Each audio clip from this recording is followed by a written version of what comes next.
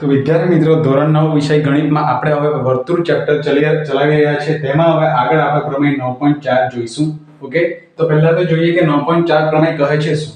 અહીંયા શું કીધું છે કે સાબિત કરો કે વર્તુળના કેન્દ્રમાંથી પસાર થતી રેખા જીવાને દુભાગે તો તે રેખા જીવાને લંબ છે. આ આપણે સાબિત કરવાનું છે. સૌપ્રથમ વિદ્યાર્થી મિત્રો આપણે વર્તુળના કેન્દ્રમાંથી એક રેખા દોરવી પડશે જે જીવાને લંબ હોય તેવી રેખા આપણે સાબિત કરવાની છે. તો સૌપ્રથમ આપણે વિદ્યાર્થી મિત્રો એક જીવા દોરી દઈએ પહેલા તો આપણા વર્તુળમાં, અને એ જીવાને નામ આપી દઈશું A B, અને વર્તુળનું કેન્દ્રને નામ આપી દઈએ આપણે O.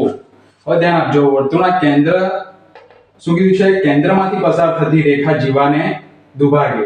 તો વર્તુળના કેન્દ્રમાંથી પસાર થતી રેખા પણ આપણે અહીંયા દોરી દીધી છે, અને એ જ્યાં જીવાને દુભાગે છે ત્યાં બિંદુ આપણે M નામ આપી દઈએ. બરાબર છે વિદ્યાર્થી મિત્રો?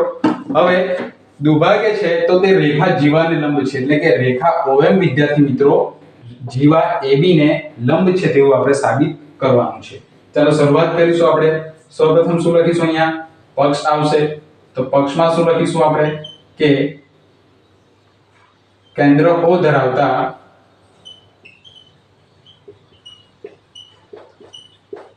વર્તુળમાંથી OM રેખા જીવા AB ને દુભાગે છે. એટલે કે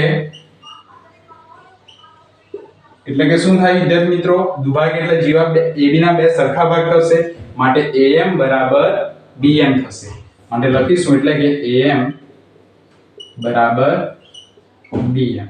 પક્ષ આપી દીધું, જે આપ્યું હોય છે તે પક્ષ રકમમાં. હવે સાધ્ય, જે સાબિત કરવાનું છે તે સાધ્ય, માટે આપણે લખીશું હવે સાધ્ય. સાધ્યમાં શું લખવાનું છે કે OM રેખા એ AB ને લંબ છે, માટે ટૂંકું અને આપણે સાધ્ય લખીશું OM લંબ AB. બરાબર છે? હવે શું કરવાનું છે? આપણે સાબિતીમાંથી સાબિત કરવાનું છે કે આ રેખા છે તે જીવાને દુભાગે છે. માટે હવે આવશે સાબિતી.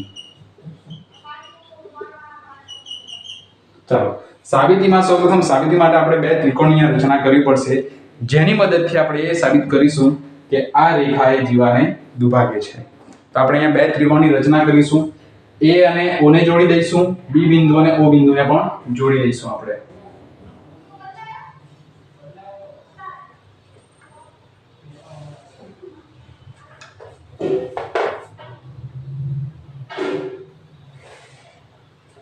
તો આપણે જોડી દીધા છે અહીંયા બંને બિંદુઓને એકબીજા સાથે. હવે આપણને તમે અહીંયા ધ્યાનથી તમે જો વિદ્યાર્થી મિત્રો, તો બે ત્રિકોણ મળે છે આપણને, 1 અને 2. બરાબર છે? આ બે ત્રિકોણને આપણે એકરૂપ સાબિત કરીશું પહેલા તો. તો અહીંયા લખીએ કે ત્રિકોણ, કયો ત્રિકોણ? AOM, અને બીજો ત્રિકોણ મળે છે આપણને BOM. બીજો ત્રિકોણ મળે છે ત્રિકોણ BOM. તમને યાદ છે પ્રમેય 9.3 માં એક શોર્ટકટ મેં તમને બતાવી હતી કે ઓમ અને બોમ. અહીંયા પણ એ જ છે, ઓમ અને બોમ. એ યાદ રાખી લીધું તો બે ત્રિકોણ એકરૂપ સાબિત કરી દીધા, તો આપણને આપણું જવાબ આપણે જે સાબિત કરવાનો છે કે રેખા જીવાને લંબ છે તે મળી જશે. ચાલો બે ત્રિકોણ અહીંયા આપણે જોવાના છે. હવે ત્રિકોણ AOM માં પહેલા તો આપણે જોઈએ તો આપણને દેખાઈ રહ્યું છે કે AM બરાબર BM, કારણ કે દુભાગે છે તે પક્ષમાં જ આપ્યું છે. તો આપણે લખીશું AM બરાબર BM. કારણ શું? દુભાગે છે, અહીંયા આપણને આપ્યું છે પક્ષમાં. બીજું વસ્તુ લખીશું આપણે વિદ્યાર્થી મિત્રો, ત્રિજ્યા આપી છે આપણને, તે બંને સરખી થશે, તો એ લખી દઈએ. એટલે OA ત્રિજ્યા બરાબર OB ત્રિજ્યા. અહીંયા લખીશું એક જ વર્તુળની સમાન ત્રિજ્યા. બરાબર છે? તો બીજી વસ્તુ મળી ગઈ આપણને. ત્રીજી વસ્તુ શું થશે? OM, તે બંને ત્રિકોણ માટેની સામાન્ય બાજુ છે મિત્રો, માટે OM બરાબર OM. કૌંસમાં લખીશું સામાન્ય બાજુ. ચાલો હવે આપણો બંને ત્રિકોણ એકરૂપ સાબિત થઈ ગયા વિદ્યાર્થી મિત્રો. હવે લખવાનું માટે કઈ શરત? બાજુ બાજુ અને બાજુ મળી આપણને, માટે બા બા બા શરત મુજબ ત્રિકોણ AOM એકરૂપ ત્રિકોણ BOM બરાબર છે। અને આપણે સાબિત શું કરવાનું હતું કે લંબ છે।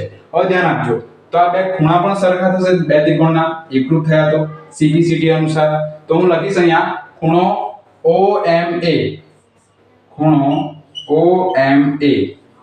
બરાબર ખૂણો OMB બરાબર છે।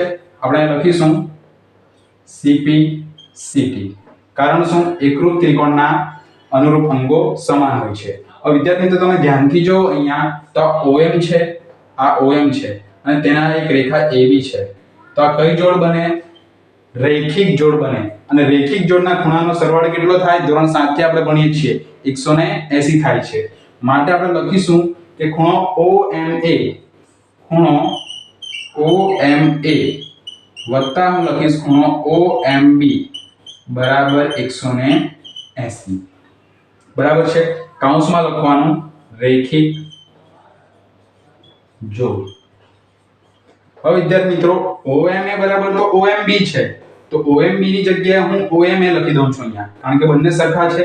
માટે આપણે લખીશું કે OMA વત્તા આના બરાબર તો શું છે? OMA જ છે, OMB બરાબર, માટે OMA બરાબર 180 અંશ। હવે આપણે અહીંયા લખીએ વિદ્યાર્થી મિત્રો, બે વખત OMA આવી ગયું છે, માટે બે વખત ખૂણો OMA લખવાનું છે બરાબર છે, બરાબર 180 અંશ મળશે। માટે OMA બરાબર 180 છેદમાં 2 આવશે, કારણ કે 2 અહીંયા નીચે આવશે ભાગાકારમાં। માટે ખૂણો OMA બરાબર 180 ભાગ્યા 2, 18 ભાગ્યા 2 કરવાના, શૂન્ય લગાવી દેવાનું વિદ્યાર્થી મિત્રો, એટલે કેટલા આવશે? અહીંયા 90 મળશે। તો ખૂણો OMA બરાબર કેટલો મળ્યો આપણને? 90 મળ્યો છે બરાબર છે।